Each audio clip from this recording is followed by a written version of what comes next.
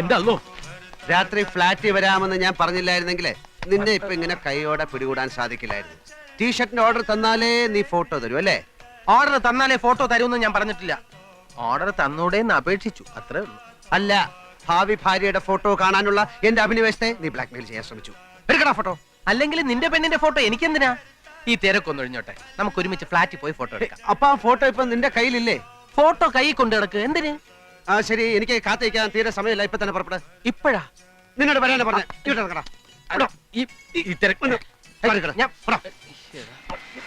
Photo ഒക്കെ എടുത്തു തരാം, നീ ആദ്യം ഈ കൈ ഒന്ന് വിട്. വേണ്ട, വേല കയ്യിലിരിക്കല്ലേ.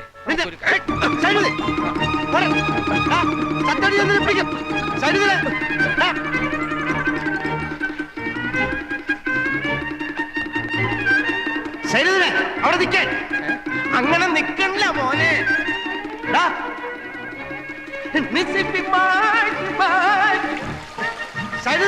ഇങ്ങോട്ട് ഇറങ്ങി വരാൻ.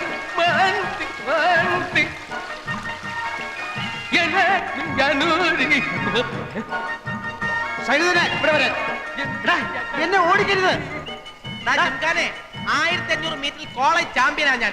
ഫോട്ടോ എന്റെ കയ്യിൽ തന്നെ ഉണ്ട്. ടീഷർട്ടിന്റെ ഓർഡർ തരാതെ ഞാൻ ഇത് തരുന്ന പ്രശ്നമില്ല.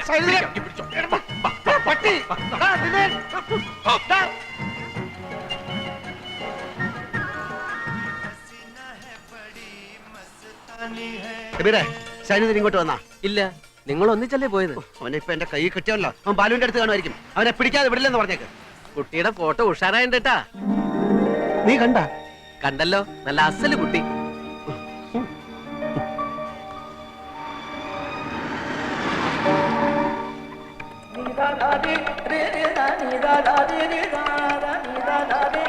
ബാലു, ബാലു.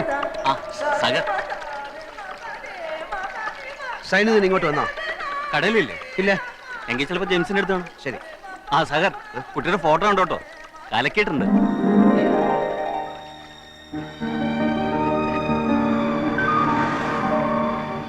സൈനുദ്ദീൻ വന്നാ? ആ, വന്നിട്ട് പോയി. സൈനിക ഫോട്ടോ കാണിച്ചിട്ടോ, കുട്ടി നന്നായിട്ടുണ്ട്. അവനെ വിദ്യാസാഗർ, നിന്റെ വിദ്യയൊന്നും എന്റെ അടുത്ത് വേണ്ട. എന്നെ പിടിക്കാൻ ഓടുകയാണല്ലേ? നേരെ നോക്കി വണ്ടി ഓടിക്കണം. എന്നെ ഓവർടേക്ക് ചെയ്ത് മുമ്പിൽ കയറാൻ നോക്കണ്ട. എന്റെ പൊടി പോലും നിനക്ക് കിട്ടൂല. ഈ ലോകത്തുള്ള മുഴുവൻ പേരെ നീ ഫോട്ടോ കാണിച്ചു. എന്നോട് എന്തിനാണ് നീ ഇങ്ങനെ ചെയ്യുന്നത്? വെറും 10,000 പീസിന്റെ ഓർഡർ അല്ലേ ഞാൻ ചോദിച്ചുള്ളൂ. ഒരു കാര്യം ചെയ്യും, തൽക്കാലം മോൻ നല്ല കുട്ടിയായിട്ട് ഓഫീസിൽ പോയി ഓർഡർ ഒക്കെ ടൈപ്പ് ചെയ്ത് വൈകുന്നേരം സക്കരയുടെ ഫ്ലാറ്റിലേക്ക് വാ. അയാളുടെ മോന്റെ ബർത്ത്ഡേ പാർട്ടി അല്ലേ ഇന്ന്, നിന്നെ വിളിച്ചിട്ടുണ്ടാവുമല്ലോ. അവിടെ വെച്ച് നമുക്ക് ആഘോഷമായിട്ട് ഫോട്ടോ കാണാം. എന്താ മോനെ സൈനു, ഫോട്ടോ ഇപ്പൊ താടാ. No nothing doing. വൈകുന്നേരം party. Okay? Happy birthday to you, happy birthday to you, happy birthday to Chikku, happy birthday to you, happy birthday to you, happy birthday Chikku. Happy birthday to Chikku. കുട്ടിയുടെ photo അസലായിട്ടുണ്ട്. Ladies and gentlemen, എല്ലാരും ഇങ്ങോട്ടൊന്ന് ശ്രദ്ധിക്കൂ. സക്കറിയ ദമ്പതികളുടെ മകൻ ചിക്കുവിന്റെ ജന്മദിനം ആഘോഷിക്കാനാണല്ലോ നമ്മൾ ഇവിടെ ഒത്തുകൂടിയിരിക്കുന്നത്. നമ്മൾ മലയാളികൾ ഇതേപോലുള്ള ആഘോഷങ്ങളിൽ ഒന്നിച്ചു കൂടും, വെടിപറയും, ഭക്ഷണം കഴിക്കും, പിരിഞ്ഞു പോകും. അതോടെ തീർന്നു. നമ്മൾ മലയാളികൾക്ക് ഒത്തൊരുമയില്ല. പരസ്പര സഹകരണം എന്ന വാക്ക് നമ്മുടെ നിഘണ്ടുവിലേ ഇല്ല. അങ്ങോട്ടും ഇങ്ങോട്ടും നമ്മൾ ഒരു സഹായവും ചെയ്യില്ല. ഞാനിത് പറയാൻ കാരണം വിദ്യാസാഗർ നമ്മുടെയൊക്കെ കൂട്ടുകാരനാണ്. അവൻ കെട്ടാൻ പോകുന്ന പെണ്ണിന്റെ ഫോട്ടോ ദാ എന്റെ കയ്യിലുണ്ട്. വരട്ടെ. അവന്റെ കമ്പനി എനിക്ക് കുറച്ച് ടീഷർട്ടിന്റെ ഓർഡർ തന്നാലേ ഈ ഫോട്ടോ ഞാൻ അവന് കൊടുക്കുമെന്ന് പറഞ്ഞിട്ടുണ്ട്. നിങ്ങൾക്കറിയാം, അവൻ എന്നെക്കാൾ ആരോഗ്യമുള്ളവനാണ്. അതുകൊണ്ട് ഈ ജിങ്കാന ഒരു ആക്രമണത്തിന് മുതിരുകയാണെങ്കിൽ നിങ്ങൾ എല്ലാവരും ചേർന്ന് എന്നെ രക്ഷിക്കണമെന്ന് അഭ്യർത്ഥിക്കുകയാണ്. വന്ന് എന്റെ ചുറ്റും നിൽക്കൂ പ്ലീസ്. അവൻ ആക്രമണത്തിന് മുതിർന്നു കഴിഞ്ഞു. എല്ലാവരും എന്നെ രക്ഷിക്കാൻ തയ്യാറെടുത്തോളൂ. നീ ഫോട്ടോ എടുക്ക. ഓർഡർ എടുക്ക്. നീ ഫോട്ടോ എടുക്കടാ. ഓർഡർ എടുക്കാൻ. ഫോട്ടോ ഓർഡർ എടുക്ക്. ഫോട്ടോ തന്നാലേ ഓർഡർ തരൂ, അല്ലെങ്കിൽ നീ ഇനി എന്നെ ബ്ലാക്ക്മെയിൽ ചെയ്യും. ആ കവറിനുള്ളിൽ ഓർഡർ ആണെന്ന് അറിഞ്ഞാലേ ഫോട്ടോ തരൂ. നിനക്ക് എന്നെ വിശ്വാസമില്ലേ? ഇല്ല. വിശ്വാസമില്ല. എടാ, ഒരു സുഹൃത്ത് മറ്റൊരു സുഹൃത്തിനെ വിശ്വസിക്കണം. ഓർഡർ തരാത്ത കൂട്ടുകാരന്മാരെ വിശ്വസിക്കാൻ പാടില്ല.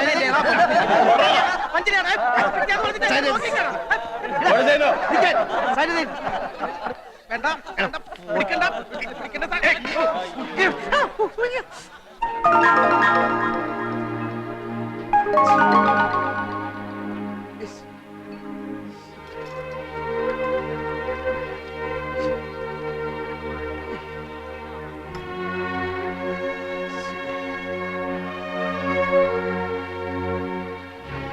അല്ലോ, നല്ല കുട്ടിയായിരുന്നു.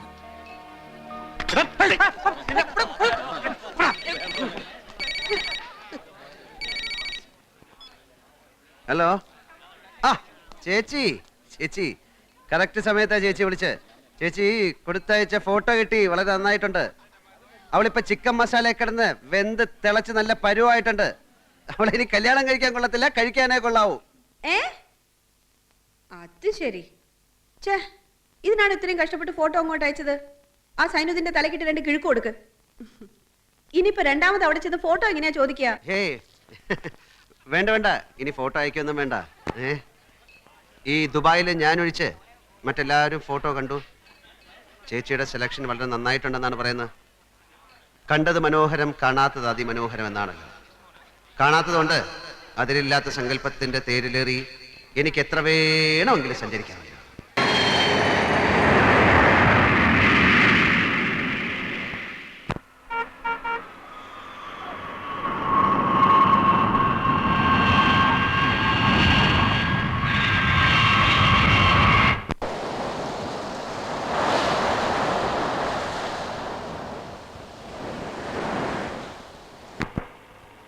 ഇന്നലെ രാവിലെ ഞാൻ ജബലാലിൽ നിന്ന് ഫോൺ ചെയ്തപ്പോഴും പൽപ്പന ചേച്ചി എന്നോട് പറഞ്ഞതാ എയർപോർട്ടിൽ വരാമെന്ന്.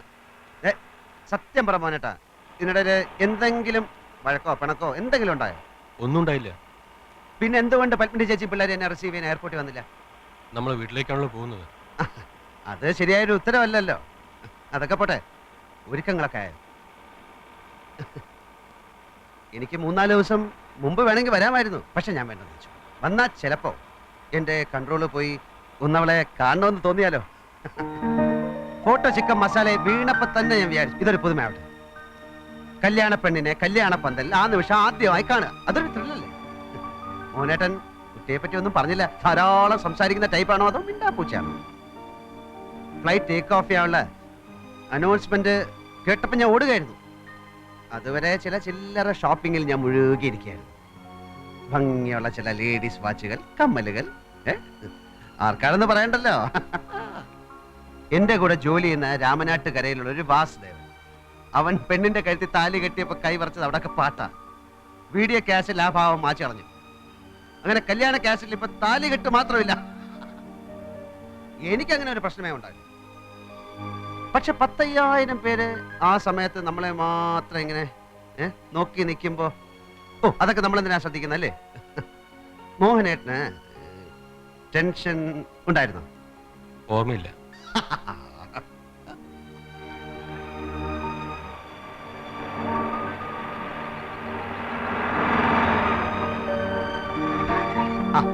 ഞാൻ വെറുതെ ഓർത്തു കാറ് വന്ന് നിൽക്കുമ്പോ ആദ്യം കാണുന്ന അമ്മാവനെ ആയിരിക്കും. എന്റെ യാത്രയൊക്കെ സുഖമായിരുന്നോ? ഓ ബാല, ഈ സാധനമൊക്കെ എടുത്ത് അകത്ത് വെക്കി. പന്തല് കൊള്ളാം, കുറച്ചുകൂടെ അലങ്കാരങ്ങളാകാമായിരുന്നു അല്ലേ? നീ അകത്തോട്ട് കയറി. ഒരു കല്യാണത്തിന്റെ തലേ ദിവസം കാണേണ്ട ഒച്ചയും ബഹളവും ഒന്നും ഇവിടെ കാണുന്നില്ലല്ലോ. ഓ, നിങ്ങളൊക്കെ ഇവിടെ ഉണ്ടല്ലേ. നിങ്ങക്ക് ഇളയച്ചനോടുള്ള പഴയ സ്നേഹമൊക്കെ പോയി. എന്താ എയർപോർട്ടിൽ വരാത്തെ? അതിന് ശിക്ഷയുണ്ട്. ചോക്ലേറ്റ്സ് ഉടുപ്പൊന്നും തരില്ല. എവിടെ അമ്മ? ആ റൈറ്റ് ടൈമിന് ഫ്ലൈറ്റ് എത്തിയോ? കുശല പ്രശ്നങ്ങളിൽ എനിക്ക് തൽക്കാലം താല്പര്യമില്ല. പൽപ്പിനി ചേച്ചി എന്നെ വഞ്ചിച്ചു. മാധവിയമ്മ കുറച്ച് ചായ ഹീറ്റർ ഓൺ ചെയ്തിട്ടുണ്ട്, ചെന്ന് കുളിക്ക്. ഈ തണുത്ത സ്വീകരണത്തിന്റെ അർത്ഥം എനിക്ക് മനസ്സിലാകുന്നില്ല. അറിഞ്ഞോ അറിയാതെ ഞാൻ എന്തെങ്കിലും തെറ്റ് ചെയ്തോ? ഇവരൊന്നും കഴിച്ചിട്ടില്ല കേട്ടോ. ബ്രേക്ക്ഫാസ്റ്റ് എടുത്ത് വെക്കി. ആ 10-32 വർഷമായിട്ട് സ്ഥിരമായി ബ്രേക്ക്ഫാസ്റ്റ് കഴിക്കുന്നതാണ് ഞാൻ. അതുകൊണ്ട് അത് കളാ. എന്താ കല്യാണത്തിന് ആരെ ക്ഷണിച്ചില്ലേ? നമ്മുടെ അടുത്തുള്ള ആൾക്കാരെ പോലും കാണുന്നില്ലല്ലോ. അത് ഒരു യാത്ര കഴിഞ്ഞ് വന്നതല്ലേ, പോയി കുളിച്ചിട്ട് വാ. കുളി ഇത് കേട്ടതൊന്നും ദുബായിൽ ഞാൻ ഇവിടം വരെ വന്നത് കുളിക്കാനാണ്. കുളിച്ചേക്കാം.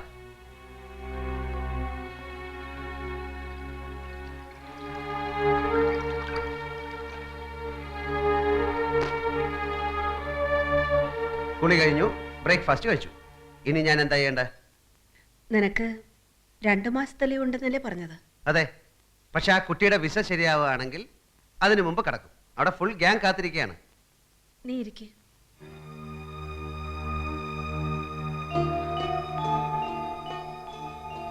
എല്ലാം ശാന്തമായി ക്ഷമയോടെ നീ കേൾക്കണം. ഒന്നും സംഭവിച്ചിട്ടില്ല എന്ന് തന്നെ വിചാരിച്ചാൽ മതി. അല്ലെങ്കിൽ സംഭവിച്ചതൊക്കെ നിന്റെ നന്മ കൊണ്ടാണെന്ന് കരുതിയാൽ മതി. കല്യാണത്തിന് ശേഷമായിരുന്നെങ്കിൽ എന്തായിരുന്നു എന്റെ സ്ഥിതി? 2 മാസം ഉണ്ടല്ലോ.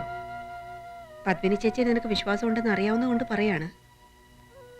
ഇതിനേക്കാൾ നല്ലൊരു പെൺകുട്ടിയെ നിനക്ക് ഞങ്ങൾ കണ്ടുപിടിച്ചു തരും. ഇന്നലെ രാത്രി ഫോൺ വരെ ഉണ്ടായത് അവരുടെ വീട്ടിൽ നിന്ന്. ആ കുട്ടി മറ്റാരുമായി സ്നേഹത്തിലാണെന്നും അയാളുടെ കൂടെ ആരും അറിയാതെ ഒളിച്ചോടി പോയെന്നും.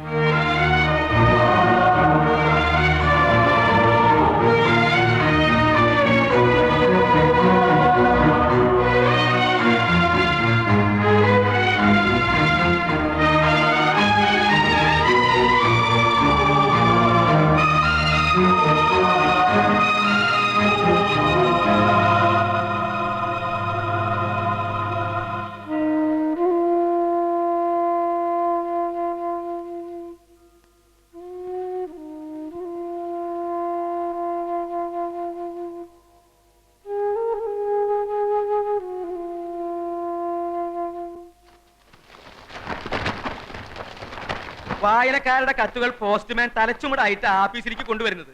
അതിൽ നിന്ന് കുറച്ച് ഞാനും എടുത്തു. എല്ലാവരും ഞെട്ടിയിരിക്കുക. സാഹിത്യകാരന്റെ ദുബായ് ഫ്ലാഷ് ബാക്ക് കലക്കിയിട്ടുണ്ടെന്നാണ് എഴുതിയിരിക്കുന്നത്. ഇനി ഈ കഥ എങ്ങോട്ട് പോകുമെന്നാണ് എല്ലാവർക്കും അറിയേണ്ടത്. വായിച്ചു നോക്ക്. ഏത് തെണ്ടിയുടെ കൂടെയാണ് യക്ഷി ഒളിച്ചോടിയത്? ഒളിച്ചോടിയിട്ട് അവർ കല്യാണം കഴിച്ചോ? കല്യാണം കഴിച്ചെങ്കിൽ അവനിപ്പോ എവിടെ? അവൻ ചത്തോ അതോ പ്രസവിച്ചോ? നോക്ക്. പറഞ്ഞതുപോലെ അവനിപ്പോ എവിടെ? സാഗറിന് അയാളെ അറിയില്ലേ? എപ്പോഴെങ്കിലും കണ്ടിട്ടുണ്ടോ?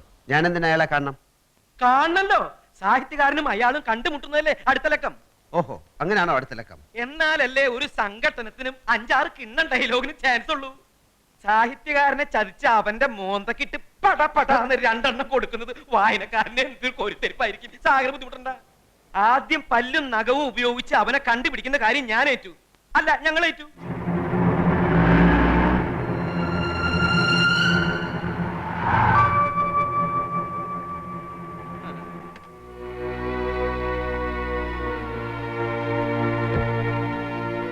ഞാൻ മഞ്ചാടി വാരികയുടെ മുതലാളി മാമച്ചൻ. മാമച്ചൻ മുതലാളി എന്ന് വിളിക്കും. ഇത് തഹസിൽദാർ രാമകൃഷ്ണൻ. വിശേഷിച്ച് വിശേഷിച്ച്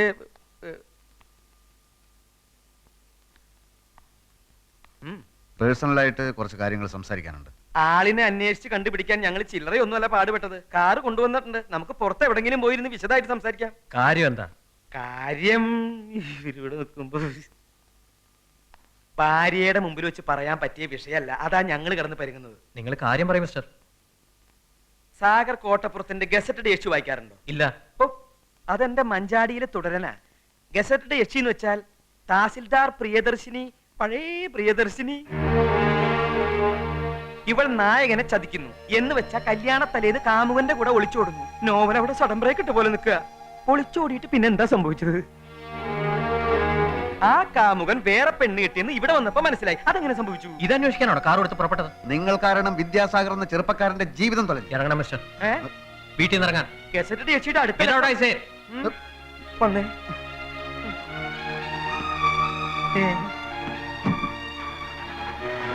വണ്ടി വിടറോ.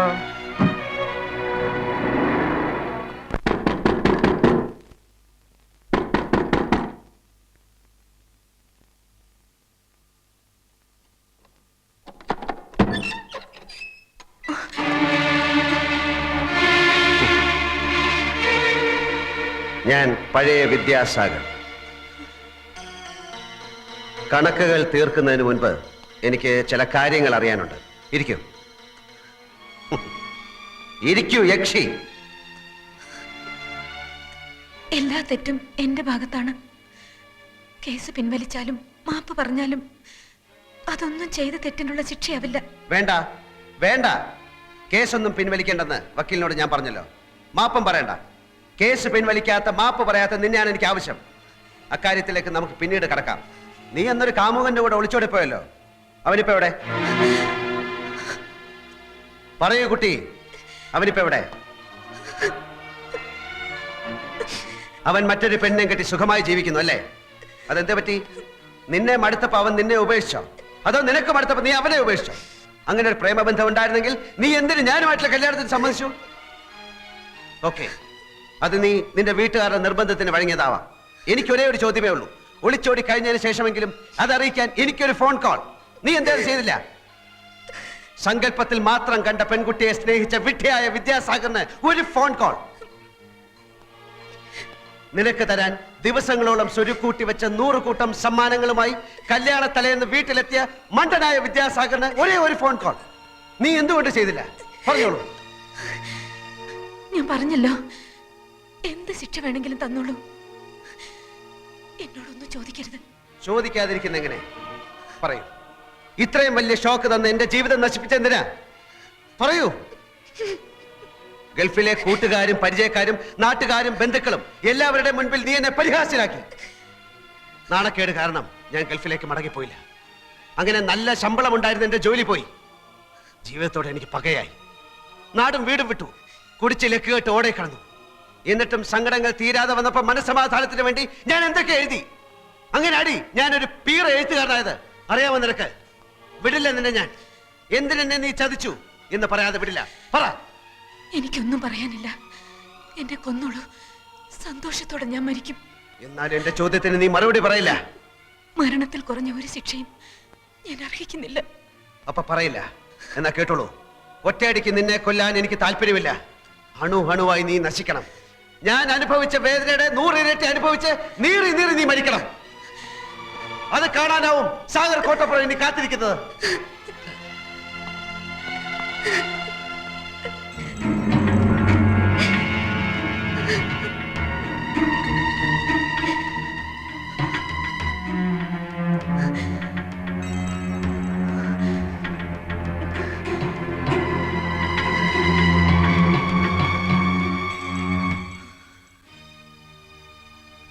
ഇല്ല, ആരോടും പരിഭവമില്ല.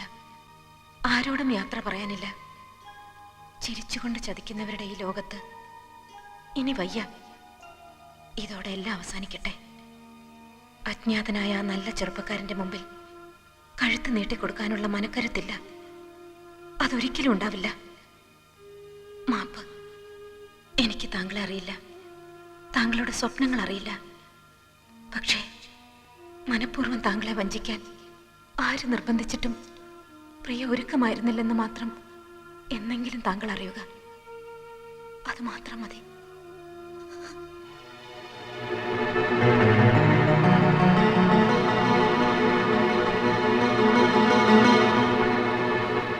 പ്രിയേ, പ്രിയേ, കതവ് തുറക്കു കുട്ടി. പ്രിയേ,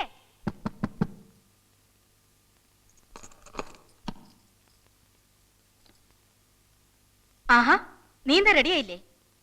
ഞാൻ റെഡിയായി. ഇങ്ങനെയാണോ റെഡിയാവുന്നേ? കുളിച്ചിട്ടില്ല, വേഷം മാറിയിട്ടില്ല.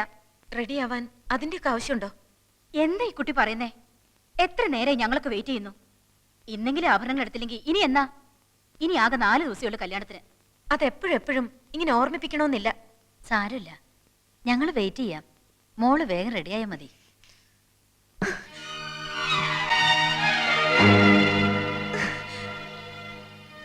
പിന്നെ ഇരിക്കണോ നീ? അമ്മയ്ക്ക് ധൃതി കാണുമെന്ന് എനിക്കറിയാം.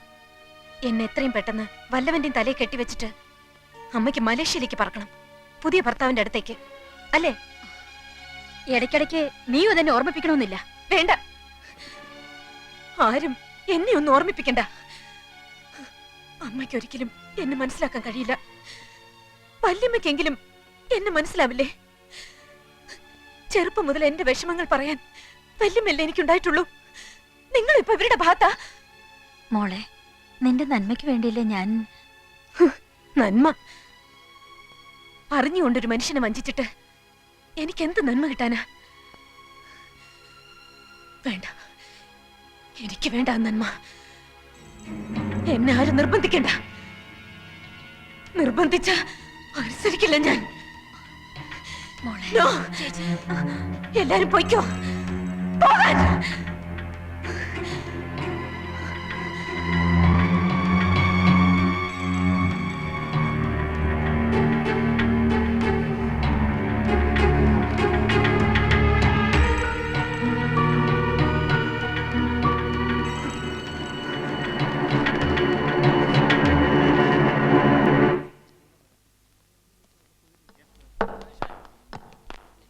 ജിത്തു നിനക്കൊരു വിസിറ്റർ ഉണ്ട്.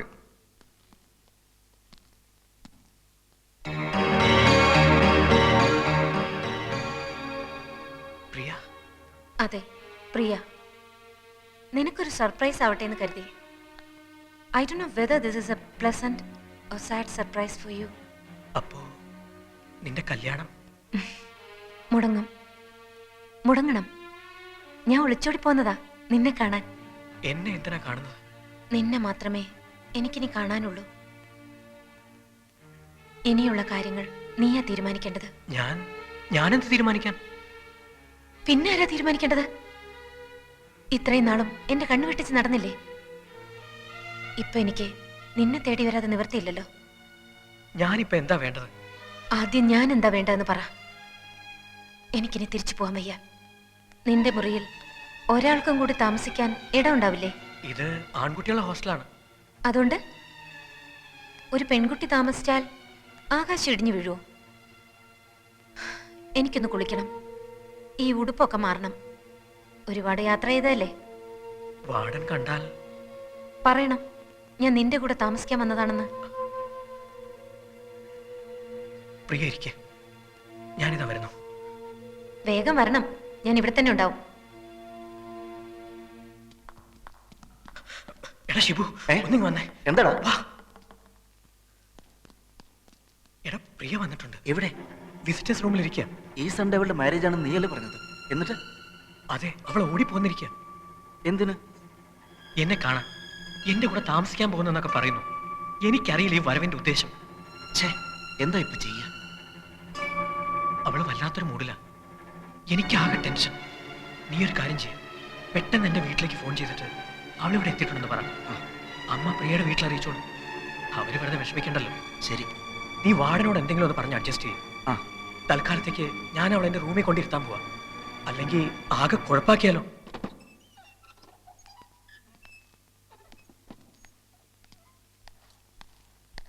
ഈ മുറിയില് എന്റെ ഒരു ഫ്രണ്ടും ഉണ്ട്. അവനിപ്പോ വരും. വരട്ടെ. വീട്ടില് പ്രിയയെ കാണാതെ എല്ലാരും വിഷമിക്കുന്നുണ്ടാവും. സാരമില്ല. വിശക്കുന്നുണ്ടാവില്ലേ? ഞാൻ മെസ്സി പോയി വല്ലതും ഉണ്ടോ നോക്കിട്ട് വരാം.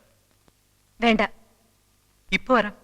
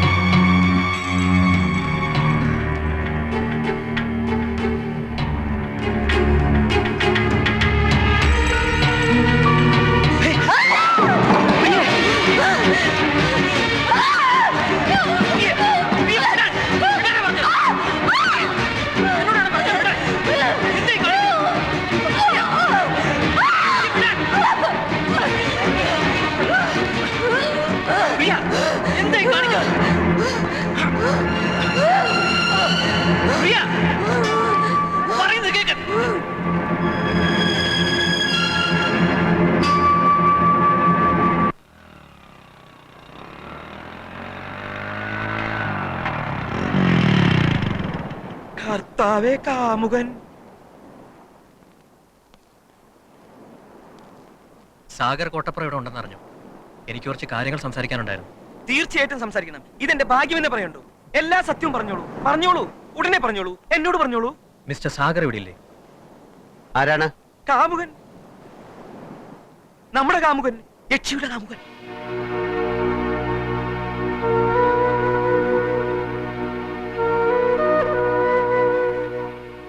എന്ത് വേണം?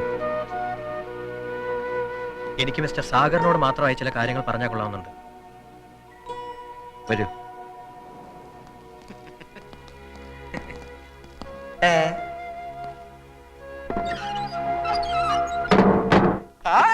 മാമച്ചനെ കർത്താവ് കൈ വെടിഞ്ഞില്ലേ താസിൽദാർ സാറേ? പറയട്ടെ, ഹൃദയം തുറന്ന് പറയട്ടെ, എന്തെങ്കിലും ഒരു കഥ കിട്ടാതിരിക്കില്ല.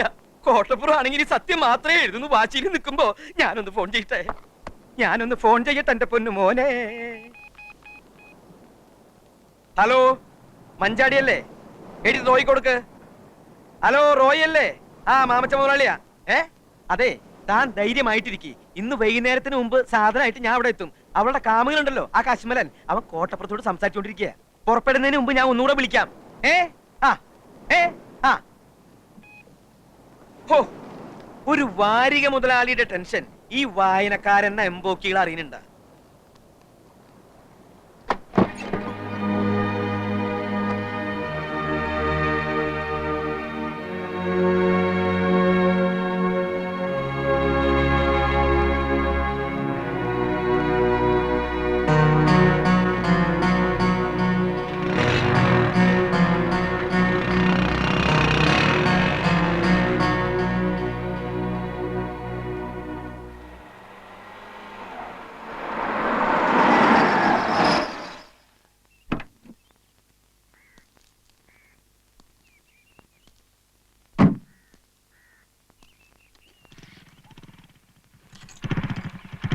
അവിടെ ആരുമില്ല, വീട് ഒഴിഞ്ഞു പോയി.